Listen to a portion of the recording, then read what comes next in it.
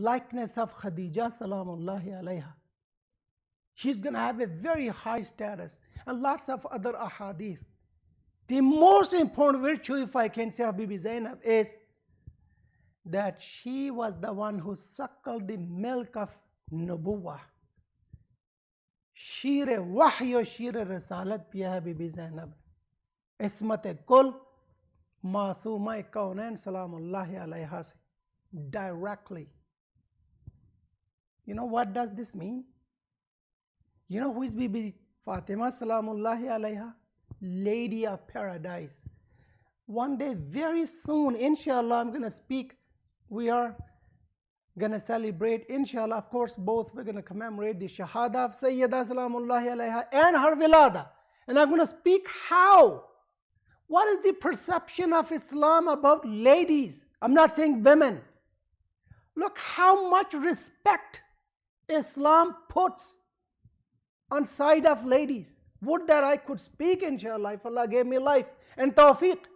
I would try to shed some light on the perspective of Islam, inshallah, with the help of Allah. But today I want to speak a bit other issue, which I have lots of feedback about that. Before that, I thank all of you for your feedback. Your feedback are kind of my eyes, you know. They show me my way. What are you thinking? Where are you up to? What have you, understood? So thank you so much for your feedback, and I'm going to come back to that. We understood the position of Bibi ZAINAB. Why I chose this ayah? The reason is Yazid was so proud, and he recited this ayah, especially when the head of Imam Hussein alayhi salam is there in front of him in a tray, and he says, قُلْ اللَّهُمَّ مَالِكَ الْمُلْكِ تُؤْتِي الْمُلْكَ مَنْ تَشَاءُ وَتَنْزِعُ الْمُلْكَ مِمَّنْ تَشَاءُ وَتُعِزُّ مَنْ تَشَاءُ وَتُذِلُّ مَنْ تَشَاءُ. And he kind of mocks Bibi ZAINAB and the martyrs that I have been given respect, and na'udhu billah, with dirt be in my mouth, you have been humiliated. You have been disrespected. And now is the one when Bibi ZAINAB cuts her off. He says, Mahlan, Mahlan, slow down, Yazid. Don't be that proud. And she recites this ayah. ثُمَّ كَانَ عَاقِبَةَ الَّذِينَ أَسَاءُوا السُّؤَى. Yazid, your situation does not fit in the ayah قُلْ اللَّهُمَّ. Rather, you fit on the criterion of this ayah. ثُمَّ then, كَانَ was, عَاقِبَةُ الَّذِينَ the end, fate, destiny of those who أَسَاءُوا السُّؤَى committed sins. Yazid, you committed sin after the other. Sin after another, what will that do? كَانَ عَاقِبَةَ الَّذِينَ أَسَاءُوا كَذَّبُوا بِآيَاتِ اللَّهِ. They denied the ayat of Allah. They denied the signs of Allah. Yazid, when you committed sin after the other sin, continuous sins, you came up to the position that you denied the ayat of Allah. Remember, he just recited لَعِبَتْ هَاشِمُ بِالْمُلْكِ فَلَا وَحْيٌ جَاءَ وَلَا وَحْيٌ نَزَلْ خَبَرٌ جَاءَ وَلَا وَحْيٌ نَزَلْ. There was no wahi. You denied the ayat of Allah. You denied Rasulullah as an apostle. Na'udhu billah. Look how Bibi answered him from Quran Kareem. Now this ayah, not only that it fits on Yazid completely, and then she finishes, وَكَانُوا بِهَا يَسْتَهْزِئُونَ. And these sinners, when they belied these ayat of Allah, they used to mock them. They used to deride the ayat of Allah. Istihza kiya karte the ye ayat khuda ka. Now I have to go a step further. How does this ayah relate to us today? As I always strive to have that information which was given to us in the context of eloquent Arabs in a language which I don't know. I mean, it's not my mother tongue. Of course I learned. I know a bit, but I don't know all of it. Yes, I don't know many intricacies. And my eyes are the tafasir, mufassiran, ahadith, books of ahadith, explanatory books, mufassiran. They have done a great job. Point. How do I interpret that 1400 years ago message in a language today which I can understand and my audience can understand, and most importantly, the youth of the day can understand? And then, of course, the next step and final is, how can we implement those teachings in our life today? That is the purpose of Quran Kareem. so we can learn it and then implement its teachings, its messages in our daily life. So look at the ayah. This ayah, like other ayat, is a manifestation of wisdom of Allah Jalla Shanu. And look at how Bibi was so well versed. And being on one day, she's so good at tafsir. One day she's doing the tafsir and Imam Ali alayhi salam enters the house. And she is doing the tafsir of the huruf muqatta'at, detached letters of Quran Kareem. In the beginning of Surah Kaf, Ha, Ya, Ain, Sad. And Imam Ali is amazed that my daughter is so well versed. And remember, I quoted you hadith. For thawab, I quote again. Imam Sajjad, what did he say? Ya ammati, oh my aunt, Pupi, anti bihamdillahi alimatun ghayru muhallama. You are a learned person without somebody teaching you. Ab alima ghayru muallama hai, wa fahimatun ghayru mufahama. And you are a person who have comprehended, you have understood without anybody teaching you and telling you. Look how she was well versed on her own. Like her built-in knowledge. See, sometimes, many times I don't remember things. I have to Google lots of information. But some things, see, remember we had previous history. You have some, your accessories in your computer system, let's say, they are added. They are an addition, see? You put them on. Some of them, let's say your video card for my youth. Lots of video cards. What is the best one? NVIDIA? What is the speed of it? 2 gig? Dedicated? Right? No, not shared memory. I want dedicated Baba because I want to play my, high graphics video games. Anyways, you had built-in as well. Even your sound card, let's say, it's built-in. Built-in has more speed because it does not go through the processing step. It's built in. It's right there. See, we have read, memory, RAM, and I don't want to go into the computer. You don't hear it. Anyways, point. Bibi was so well versed. Imam hears the tafsir, and Imam shows extraordinary respect for Bibi Zainab, looking at her knowledge. Now, this was her second step. If you look at the ayah, which was the message of the day, look. ثُمَّ كَانَ عَاقِبَةَ الَّذِينَ أَسَاءُوا السُّوَاءَ. Step number 1. This ayah has 3 steps. First, Bibi mentions, as all the ulama of akhlaq, they mention and we have lots of hadith. To mention you one of them, Rasulullah says, when somebody commits a sin, think of your heart like a blank slate. When you commit a sin, a black dot is put on your slate. If the committer of the sin does tawbah, that dot is removed, deleted. Slate becomes again black. And then he mentioned something else. It's nuraniyat, it's glowiness. It's that the blurry it had become, that disappears, becomes again illuminated. Uska noor wapas aa jata hai. But if a person commits a sin and then follows with another sin, 2 dots are produced. And they add on their blackness.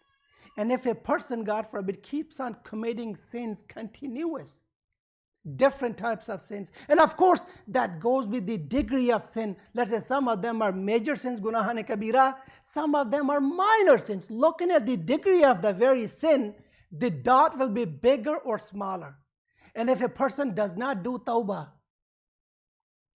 the dots will keep on growing and he will reach to a place when there's no space left on the blank, there's no blank space left there. So his heart will become completely dark. And he says something which is maybe a little difficult to comprehend today. He says, then that heart will go upside down. And doesn't matter what you say to this person, he won't accept it.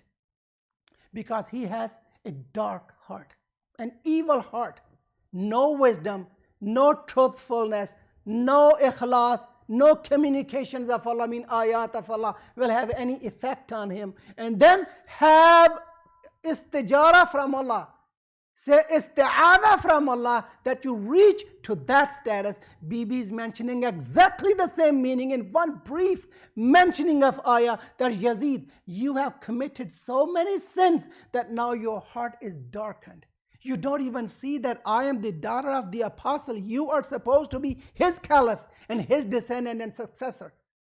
You're sitting on his member and you're calling him astaghfirullah ma ja'a khabarun wala wahyun nazal. No news of Allah came and no wahy was revealed. Is this your deen? I mean, you are contradicting and you are also rendering, wide your own aqidah of being the Khalifa. A bit hard to understand logic, but it's easy for us to follow. Let's derive the message from Bibi ZAINAB's tafsir. Her reflection is, don't commit sin after the other. No continuous sin. Of course, this does not mean once a sin is allowed. No, never commit a sin. But if you somehow, being humans, human are error, happen to commit a sin, do tawbah right away. Do istighfar right away. Remove that black dot from your clean heart. Keep your heart pure. When a heart is clean and pure, truthfulness will enter in it. It will accept wisdom. Then it will implement divine teachings of Allah in it. But if a heart denies, sends them back, does not even want to listen, there will be no effect. Even Imam Hussein says on the day of Karbala, how can you listen to me? How you cannot recognize my status when you have haram in your stomachs? Because that haram is not allowing you to listen and see that I am the son of your apostle. You are saying, rush up for this salah. You don't see me and you're worried about your salah. Please have a salawat. Muhammad wa ajil farajam.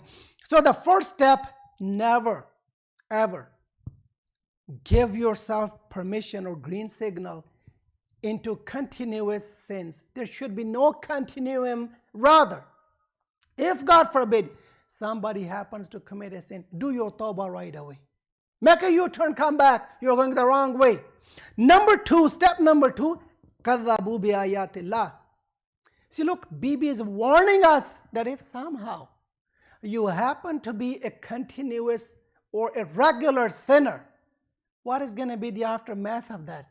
The consequence in eyes of Bibi ZAINAB is you are going to end up denying the ayat of Allah. Look how serious it is. And look how simply Shahzadi ZAINAB reflects on Quran's very brief ayah and gives and sets a huge milestone for us that, O Ibadullah, don't enter number one in the valley of sin. And if you somehow happen to commit a sin, do isti'adha, do istighfar, do tawbah. Come back. Come back to the obedience of Allah in ita'at Allah. Don't continue going the wrong way, because you're going to end up to where? She says the dead end of denying the ayat of Allah Jalla Shan. And you tell me what could be worse than if a person starts denying, oh, this is not in Quran. These mullahs, they made it. These maulanas, they keep on, bringing it out of your pocket. Allah is na'udhu not that cruel. Yeah, I have heard these people saying and justifying their sins by saying this. These maulanas, they made this up. This ayah of Quran is in 30th surah, Surah Ar-Rum. I didn't make it up. Please go home. You have a Quran at home, inshallah. You are a Muslim. Go home and read it. This is the discourse of your Lord towards you and toward me and towards the whole mankind. The thing is, are you listening? I guess I'm going a bit fast. Let me go back and paraphrase what I said so far. What Bibi taught us in this ayah is, please don't allow yourself, don't give yourself a green signal to go for sins.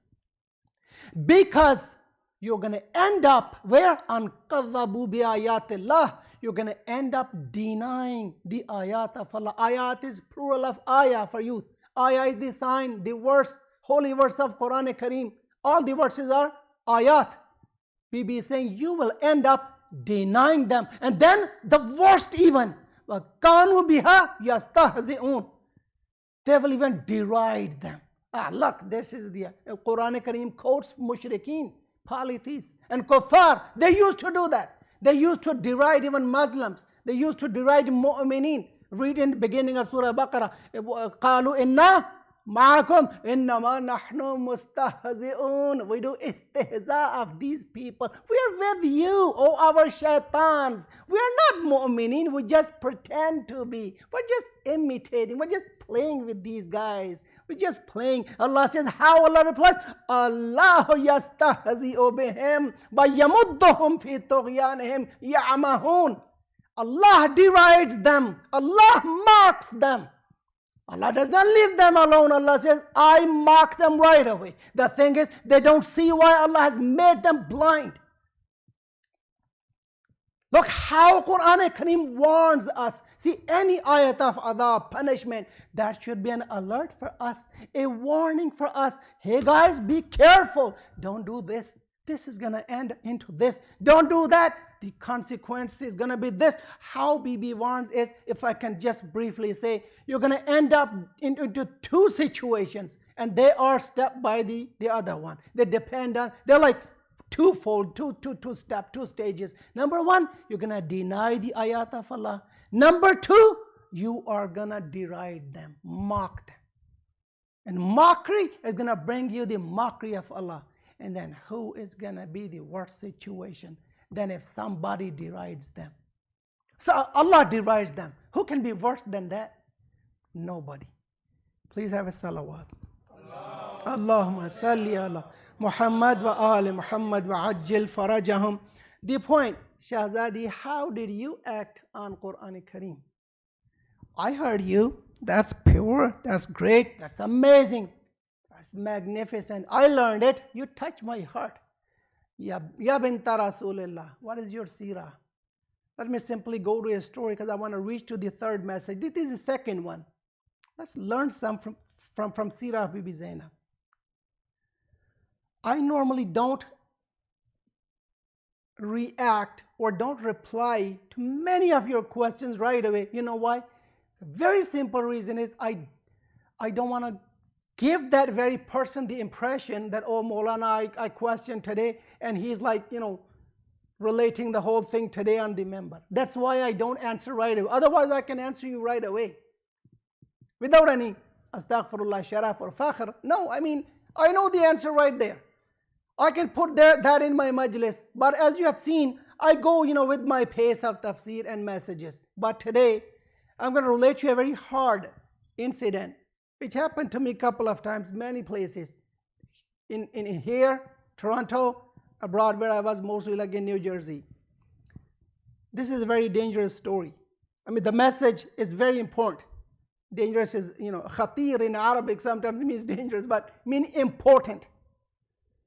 Too much of introduction, because I don't want to, astaghfirullah, break someone's heart. But message of Allah must be communicated. Doesn't matter what. I apologize in advance. I don't mean to mention anybody, but let's speak about this very important issue. A person named was Mazani.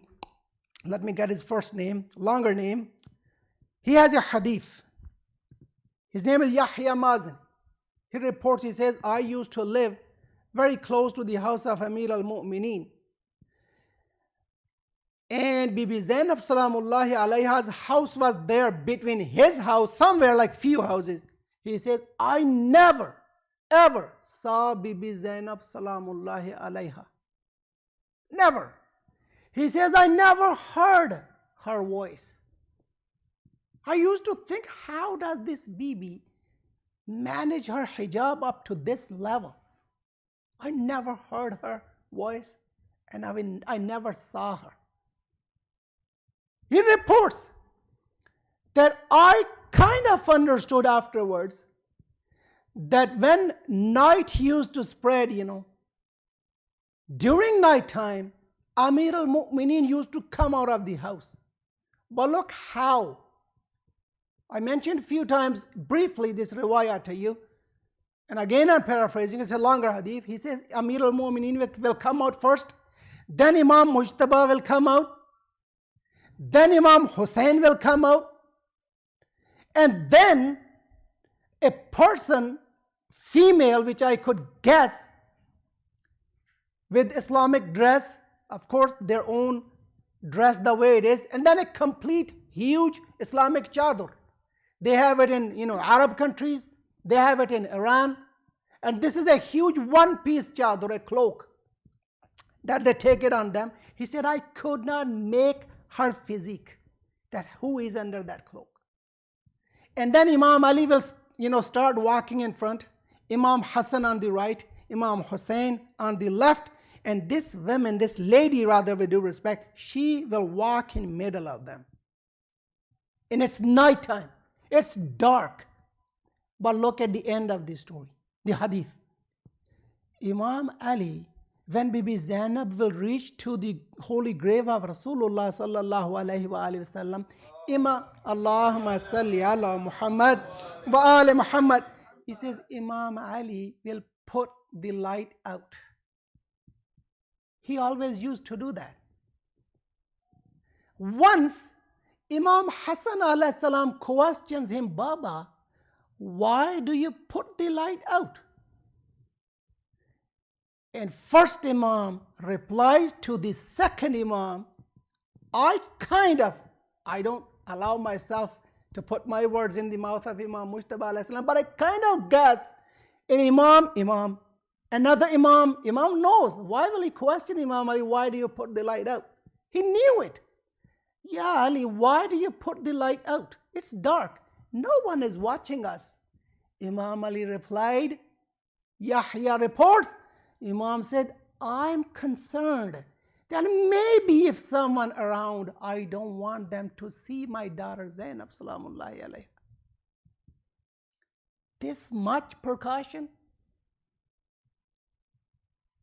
Now you heard the riwayah.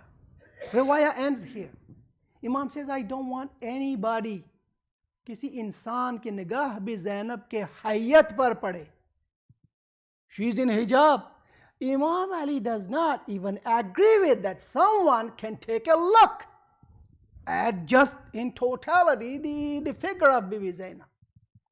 This is the hijab of Ahle Bayt.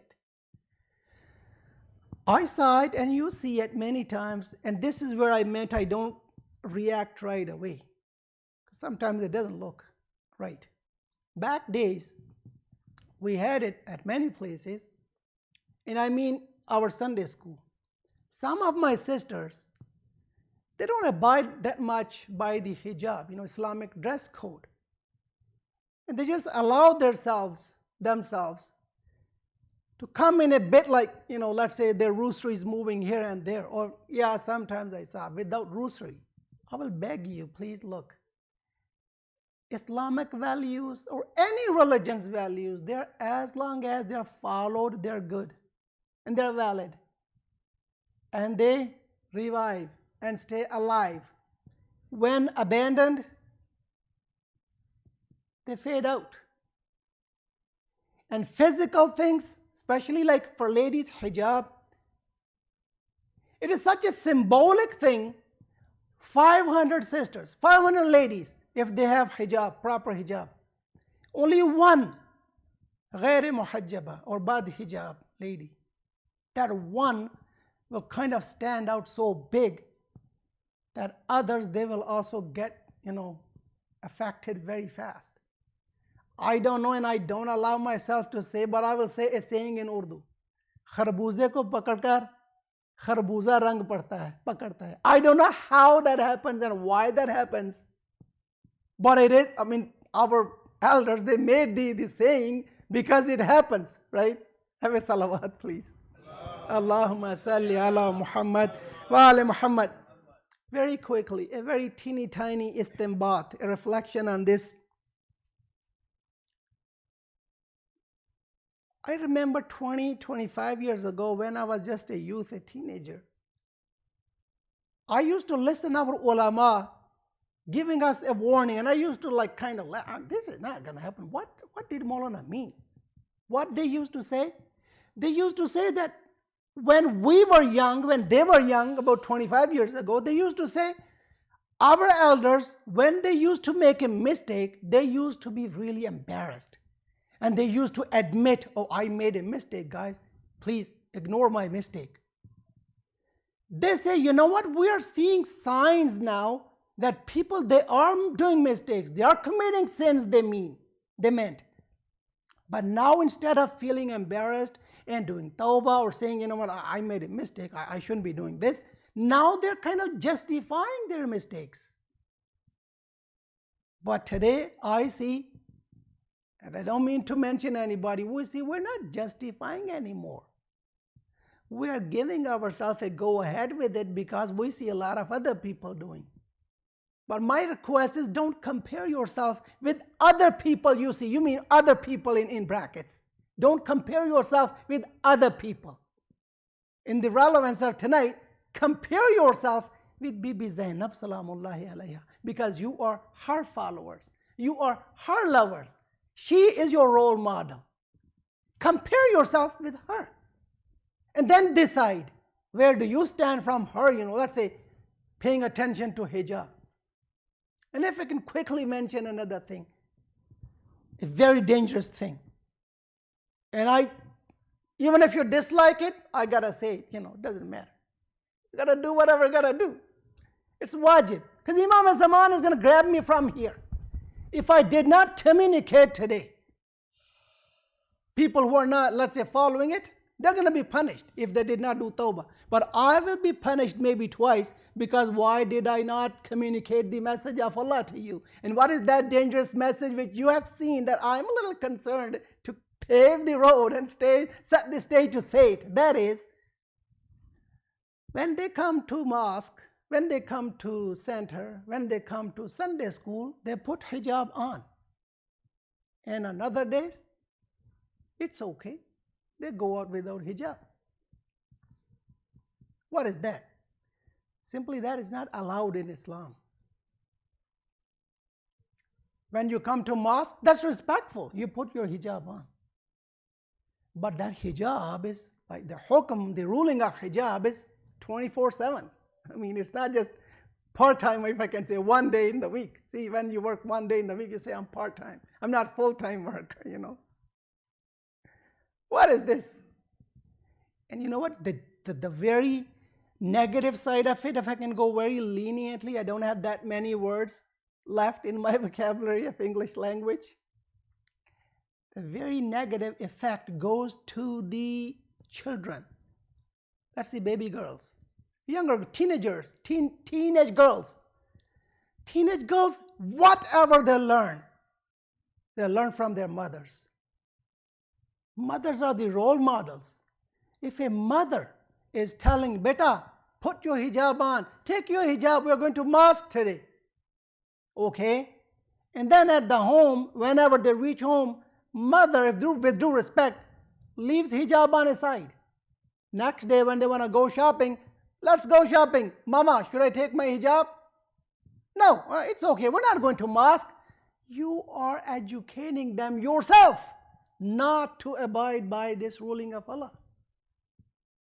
This is very dangerous. Please don't do that. Rather persuade them. You're supposed to convince them to always wear their hijab. That hijab is their protection. That hijab is their beauty, with due respect in the positive side. I will beg, always, please don't do that.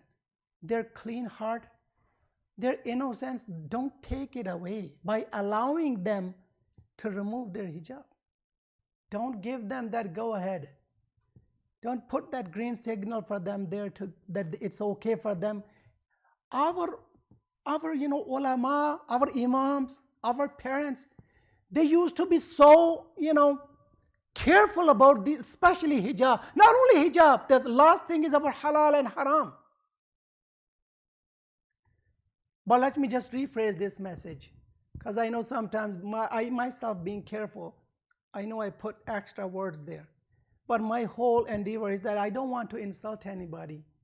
The society we live in, we must be hard on problem, not people. And this is my policy. I'm never hard on people. Rather, I go after the problem.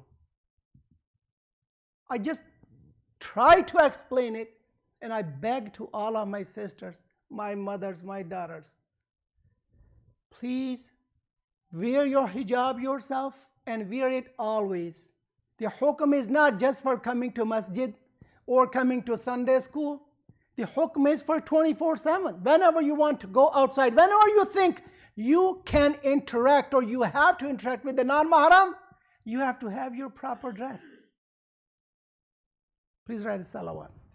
Allahumma salli ala Muhammad wa ali Muhammad. And then the last piece, which I promised you, the third message of the night. Imam Hassan and Imam Hussein alayhi salam were speaking with one another, and Bibi Zainab is sitting there. And remember Bibi Zainab, she has a title, Tali Tilwal Ma'asum. You know what does that mean?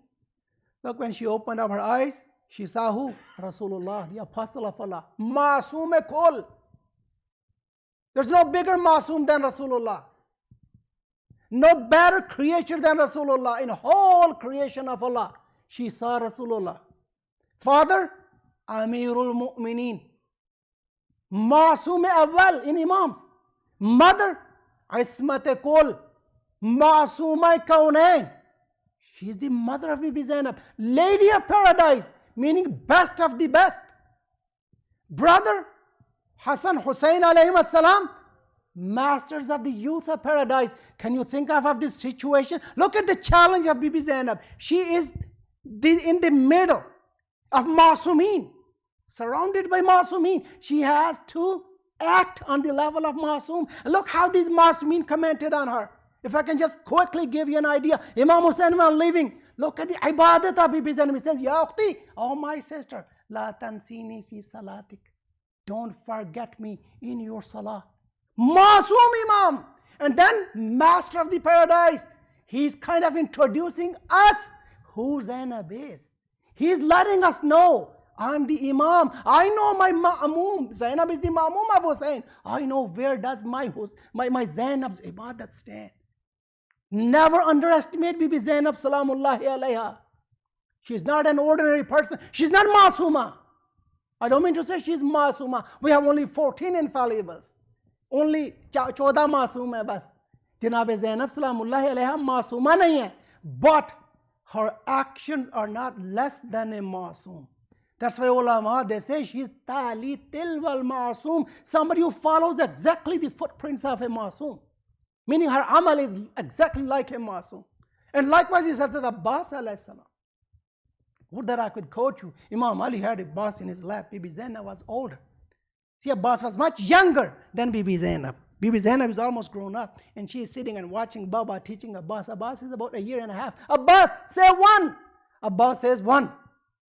Says Abbas, say 2. Looks at Baba, he says, Baba, with the tongue I said 1. How can I say 2? Imam smiles that my son is speaking about oneness of Allah. Baba, Allah is 1. When I say 1, I never say 2. Have a salawat on Abbas.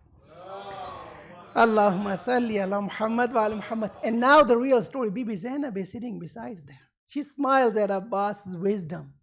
Now instead of that, Imam Ali questions Bibi Zainab questions Imam. Baba, you love us? Me and Abbas. Do you love us? Now look, he's Imam Ali.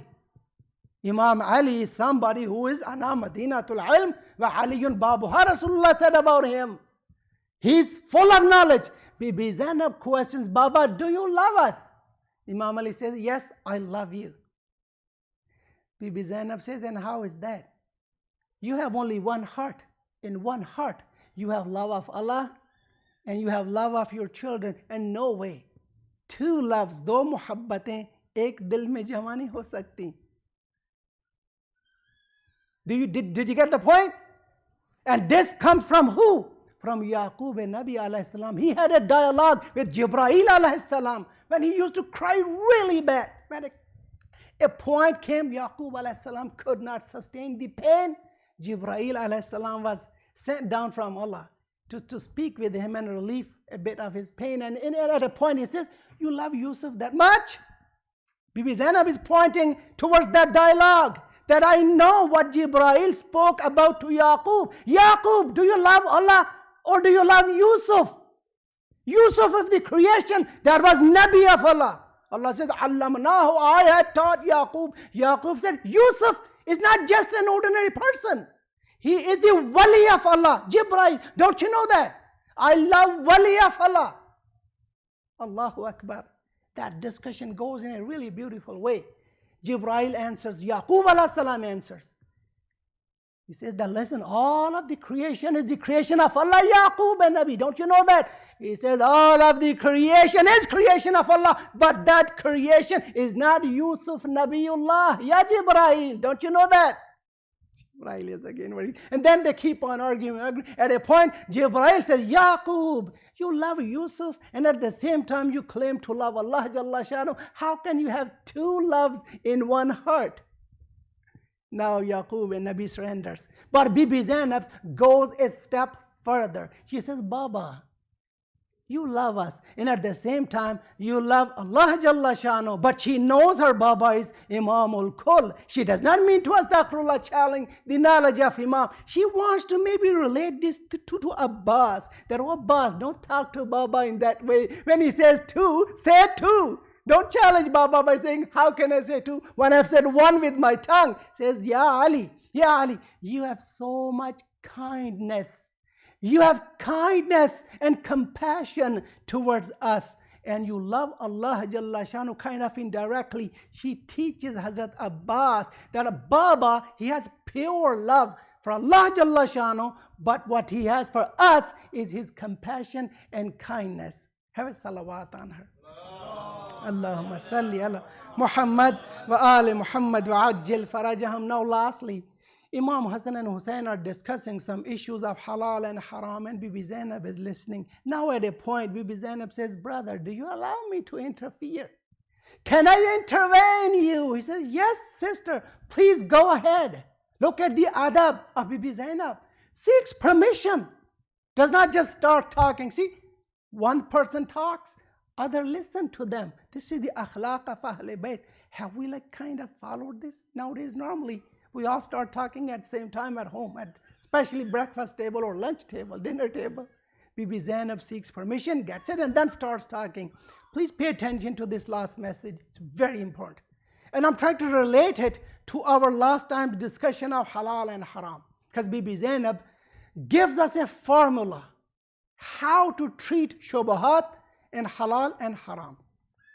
Imam gives her permission, says, remember Rasulullah mentioned once, al-halalu bayyinun wal-haramu bayyinun. Halal is clear cut, it's known. Haram is known. And then, وَبَيْنَهُمَا مُشْتَبِهَاتٌ. There are some other issues which are ambiguous. They're not clearly halal, they're not clearly haram. You people, they have doubt. And then, لَا يَعْلَمُهُنَّ كَثِيرٌ مِّنَ النَّاسِ. And majority of people, lots of people, they don't know them. Mushtabihat, they don't know them. Look how Bibi enters. Then she says, فَمَنِ اتَّقَ الشُّبُهَاتِ. Look at the formula. The solution of the situation when we were discussing, I don't mean to re-report those masail again, of how to enter a restaurant. Let's say a Muslim's restaurant owned by a Muslim? And who are the workers? Remember that discussion? That is what I mean. Bibi has a very simple solution. And this is her solution. She says haram is known. We know pork is haram. We are not allowed to eat. Dog meat, we are not permitted to eat. Dog meat is not allowed in Islam. And then we know there are other muharramat. And we have mushtabihat. I doubt in this so-and-so restaurant, so-and-so food chain, so-and-so franchise, is this food which they are cooking is halal? Was it cooked by Muslim cooks? Was it cooked by Islamic way? There are no najis involved. Was this, let's say, zabiha, Islamically slaughtered, and all those things. Look, Bibi puts in a very simple way, easy to understand. She says halal is known, haram is known. The problem is with mushtabihat. When we have shak, we have doubts. She says, فَمَنِ اتَّقَ الشُّبُهَاتِ. Who safeguarded himself, ittaqa is same from taqwa, waqayaqi. Whoever safeguarded himself, protected himself, stayed away, refrained, used precaution from shubuhat, the doubts, things which are doubtful, istabra'a lidinihi wa irdihi. This is very strange, amazing reflection of Bibi Zainab. He saved his religion and he saved his honor. Arz, namus. How is arz? We will talk one day, inshallah. But protecting deen, go back to the ayah. كَذَّبُوا بِآيَاتِ اللَّهِ. When insan keeps on committing sins, he ends up where? Denying the signs of Allah. One of the forms of committing sin is to eat shubuhat, doubtful things. You heard from somewhere, guys, in this restaurant, let's say, there are like people working there. Now, I'm not saying non-Muslim. People working there who don't care about najis and tahir, who don't care about cleanliness. I mean, they're not muhtat. Let's make it easy. Because I don't want to have 3 fatwas at a day. 2 fatwas for the previous 2 messages, give on me. But third, I want to save myself. Have a salawat, please. Have I saved myself? Should I proceed with it, or abhi danger zone mein ho gaya hu dakhil? I know it's just to make it easy. You guys are so nice. I'm so thankful.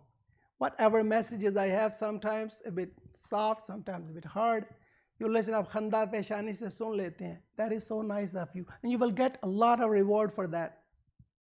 Lots of reward to listen to haqq. And yes, the next step to follow it. Those mistakes, even if we make a bit, well, then what is shafaat for?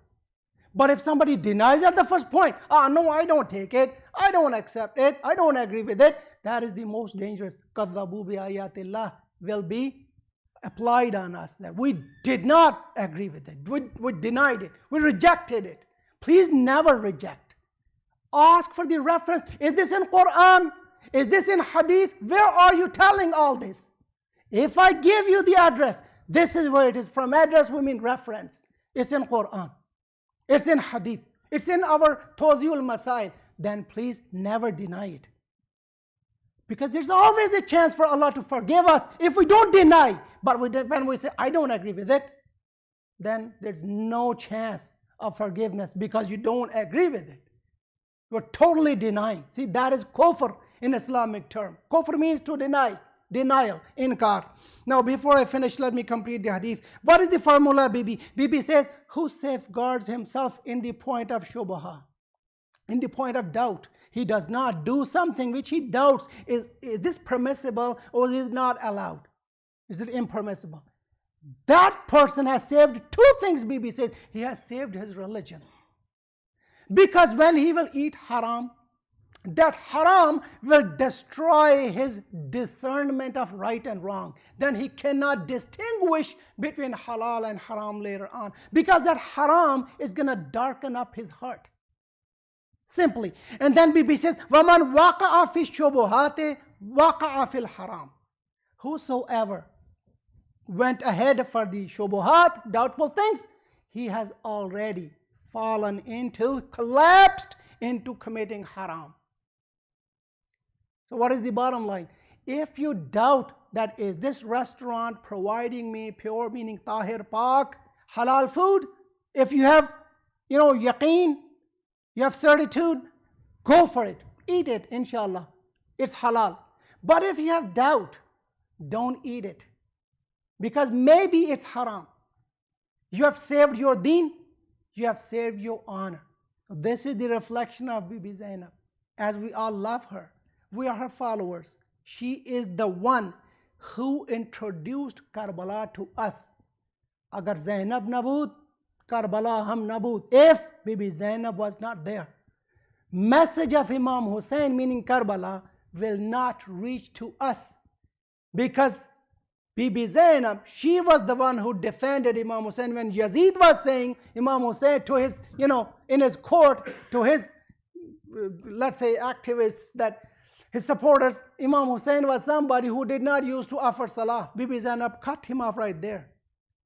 Yazid asked Shimr, did he not kill my brother while he was in his sajda? Why are you lying like this? Point. Today, my time is up. 5 minutes even above. I apologize. Normally I'm in time. I forgot reading the hadith of Bibi ZAINAB. My majlis is up. But I want to just paraphrase the message in another way in one line. A very, very high alert is put there nowadays for youth and for many other people, even adults, grown-ups. And that is that we live in such a society that, you know what, we have to do these things, you know. फिर उसके बिना गुजारा नहीं होता ना. We have to decide, do we want to live with religion or without a religion? I mean, is this the cost of we can't, you know, get along with the society we live in? I think the opposite. I have seen Pakistan. I was grown up there. I can even swear by Allah Jalla Shanu, it is so easy. It is so easy to follow your religion here than in Pakistan, at least.